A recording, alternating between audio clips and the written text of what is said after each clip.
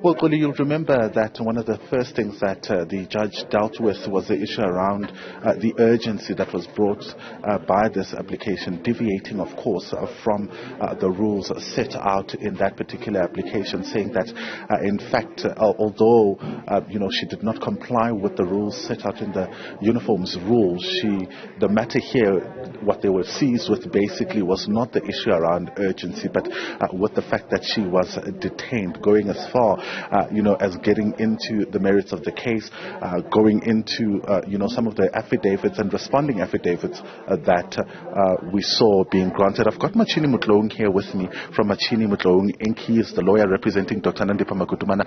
It seems like a win-win situation because on the one hand, the judge says this looks like it was an extradition that you claimed, but also she consented to being brought back. Your reaction? Look, we listened attentively to the judgment, the reasons given to the, and we will be taking instructions. And obviously there are a few legal points that we still, have reservations on. And our view is that, upon us taking instructions and really going through the judgments and the reasons, we will, know what the next step should be. But from where we are, we're quite confident of the merits of our case. We are pleased that at the moment it's not now, in dispute that she was brought to South Africa in a disguised extradition, and to us that's unlawful.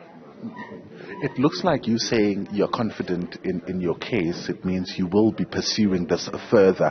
Do you know at this point where exactly you're going to go with it, whether appeal to the SCA or even to the Constitutional Court? At the moment I can't say, except to really say that we will be consulting with our client today, and we will be then taking a decision with the entire legal team on the next move.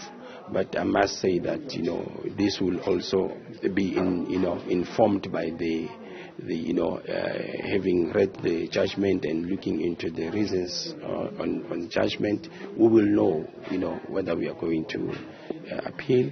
If we do appeal, are we going to apply for direct access to the Constitutional Court? But all of those conglomeration of factors will be taken into account upon the legal team, combining minds and ensuring that, we act in the best interest of our client. And looking at the submissions that you made, it seems some of the things that you included in your responding affidavit failed primarily on the basis that it was not in your founding affidavit, therefore being seen perhaps as new evidence that you now came with in response to what the state and the respondents were saying. Look, in the main, the issue of disguised extradition, as the presiding officer correctly alluded to, it's something that was already in our funding papers. As to the media statements and all of that, they're not really of relevance, particularly if it is now common cause that this was a disguised extradition. Whether the minister made those remarks or media statements, it's neither here nor there. The issue here is that the state was involved in a disguised extradition, and this is a point that we managed to drive home. And the only issue that comes out it's a sticky issue. It's an issue of consent, which really, from even in our founding papers, it has always been very succinct in terms of whether she consented or not. Because what you said was that she didn't consent. In fact, she didn't have a choice. She didn't have a choice. And this is what we're saying. A consent should be from an informed point of view. And case or authorities that were cited, to us, they find no relevance, particularly when you look at the type of consent that the respondents claim the applicant made, that she wants to go home to her children, and but those are the issues that we will have to ventilate properly when taking instructions from our client. All right. Thank you so much. That's Machini Mutloung from Machini Mutloung Inc. He is representing Dr. Nandipha Magudumana. I wanted to see if I can bring in Katlego Bering's aunt, Poppy Bering, who's been in court following these proceedings quite closely. Earlier on, I saw she was quite pleased with the decision that was taken by this court. Poppy, thank you so much for your time, your reactions. I know previously you've called for no bail, but also you were against this application that was brought by Dr. Nandipha Magudumana.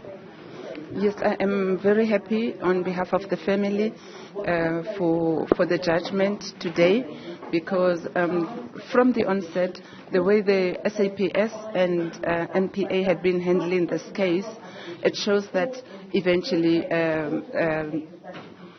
justice is prevailing, and hopefully going forward the same will happen. Whether they appeal this case, the truth is the truth. Black can never change to white, and white can never change to black.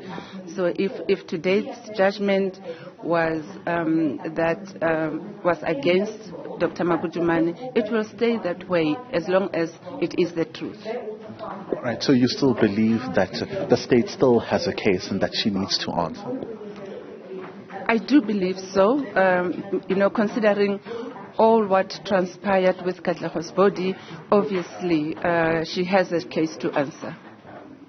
Thank you so much for your time. That's Poppy Bering, who is Katlego Bering's aunt. That is the legal team behind me of Dr. Nandipha Magudumana, of course, welcoming this judgment. But one of the most important things that they're telling us is that the point that they've been trying to drive home was indeed confirmed by this court, that this was an extradition disguised as a deportation.